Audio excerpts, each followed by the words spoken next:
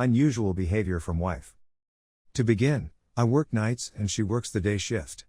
Her employment is a male-dominated sector, and she seems to spend more time with coworkers. There is female support workers in areas such as the office, parts room, and so on. We're both in our 40s and have been together for 17 years. She just recently began working, so a workplace connection would not have presented itself in the past. She's been spending a lot of time with her female employees after work lately. She gets off work at 5 p.m. and doesn't come home until about 7 to 8 p.m. She didn't get home till the morning a few times because she got drunk with them and slept it off. That's odd since she's typically quite responsible and doesn't get carried away in social settings. I'm not really worried at this time. I wasn't scheduled to work last night, so I went to bed at a regular time. At 3 a.m., her iPhone screen woke me up in bed. I couldn't tell whether she was texting or surfing the internet, and she wasn't doing anything sneaky with her screen, such as angling it away, etc., so it's most likely benign. Then she stood up and began getting ready for work. Her shift now begins at 8 a.m., and she wouldn't need to leave sooner than 7 a.m. if she wanted to get a snack before heading in. I thought your shift didn't start until 8. I inquired. She was aware of this, but said that she was going for a stroll with her coworkers before work. She's a diesel mechanic, and they wear uniforms to work, so she seemed to be more cleaned up than usual for a stroll or work. I'm not dressed up, but yes. She was out of the home by 4 a.m. and would most likely be at her friend's place by 4:30. It's still extremely dark, and it's raining/drizzling outside, with a temperature of 45 degrees. In Arizona, no one has a raincoat. As a result, the weather would be unsuitable for a stroll. She drives a truck, whereas I drive a vehicle. So, about 5 p.m., I contacted her and asked if I could borrow the vehicle to transport some items to the landfill. She didn't respond. I phoned 15 minutes later to inquire.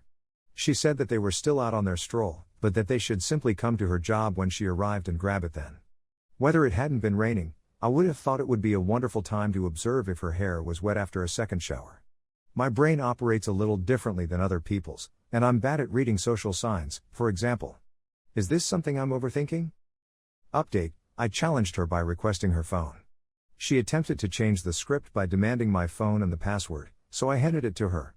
I have nothing to conceal, and I don't even have time to meet new people.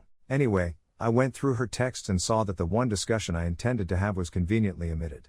So I entered her phone number, and her boyfriend's or whoever's name appeared. I gave her the phone and told her I wanted to view his text messages with her. She appeared surprised, but I told her everything I knew, such as how she texted him before leaving the house today and when she returned, and how I knew she was with him when she was purportedly in Vegas.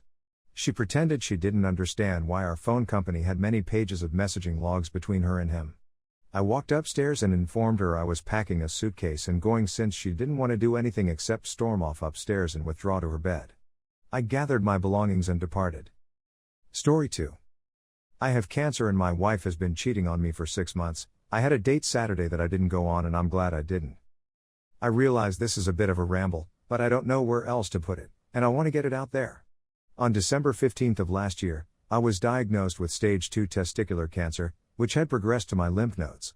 At the time, I was happily married and engaged in what I believed would be a heroic struggle against cancer with my wife. Nevertheless, this was not the case.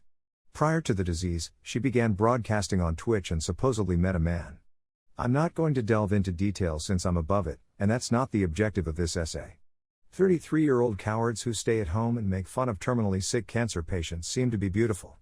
I'm not sure why, after 13 years together, 9 years of marriage, and a kid, my wife chose to desert us in the midst of chemo treatments, deplete our financial accounts, and leave me to care for our son alone while undergoing treatment, but that's exactly what happened. She has a mental disease, bipolar with psychosis and schizoaffective disorder, which is exacerbated by THC usage, which she was highly involved in throughout my treatment, but I'm sick of making excuses for her bad conduct. I offered therapy for 6 months.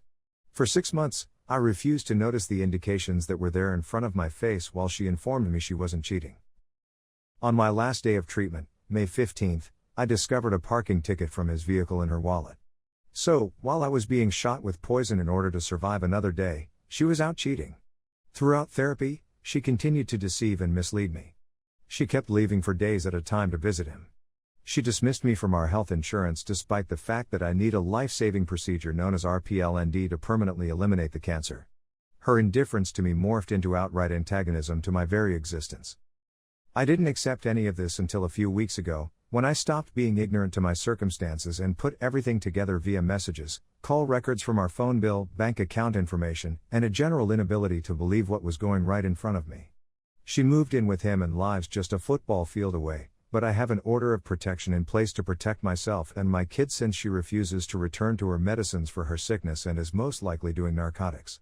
She also stole SSI money attributed to our kid, autism, in order to enable this relocation, but I've already reported her for that and changed the payee to myself to prevent future complications. As you would expect, learning about all of this, or just accepting it, knocked me for a loop. I reasoned that if she has been cheating for 6 months, the marriage has basically died for that time period, therefore it's okay if I go on a date or two. I downloaded various applications, signed up for certain things, chatted to a bunch of wonderful ladies, and even had some dates planned, including this past Saturday. At the last minute, I decided against going and instead went out with some old friends my wife had burnt when we attempted an intervention for her. I apologized for all that had transpired and was able to repair a bridge that I believed had been destroyed forever. I uninstalled all of the applications and suspended or canceled all of my accounts. It's a bummer since I met and chatted with several very nice women who may have been great for me. Unfortunately, who I am today is someone who still loves who my wife was, and it would be unjust to anybody searching for a meaningful commitment if I did not. Oh, and please don't get the wrong impression. I'd never take her back. I can't think of anything more heinous than cheating on a spouse who is through chemotherapy, as well as removing the greatest opportunity I have of surviving the process with the best possible prospects. My prospects of a successful operation are good, but they would have been greater if she hadn't dropped me from insurance and postponed the procedure. In any case, I've chosen to honor the promises I made. Prior to her, and throughout my adolescence, I had cheated on practically every lady I had ever dated. I used to be a S-bag. When I married, I said I would never cheat again, and I've kept that commitment to my wife and, more importantly, to myself. The most crucial aspect of a promise, in my opinion, is maintaining it even though you are the only one who is accountable for it. She deceived me in my worst hour and most likely given me PTSD, but I'm going to remember the girl she was, not the monster she has become. More significantly, I now have a little son to raise on my own. I need to provide a good example for him to follow. When he's ready to speak about the entire thing, when he's able to comprehend it, I want to be able to look him in the eyes and have no regrets about how I handled myself. I want to be the person he believes I am, or as close to it as possible. Don't misunderstand me. I'll think about it when the divorce is eventually filed, decreed, litigated, and completed and she no longer bears my name. Even still, for the time being, the emphasis of my time and resources must be on him. I understand how it feels to be undesired by a parent, and he, sadly, does as well. I'm not sure how to explain to him why mom doesn't love him and want to speak to him. She's permitted to text and phone, but she doesn't, why things are the way they are. All I can do is set a good example. He will always bear my name, but she will not. I applied for a federal position that needed a secret clearance about a year ago, before the illness, and just learned that the inquiry was ruled in my favor, which means I'll be a federal agent. It's ironic that a dream I've had since I was 12 only comes true after the toughest difficulty of my life, but at least something went right. Since I found out, this has been the most soothing thing I've done. Thank you for taking the time to read this far into my tale.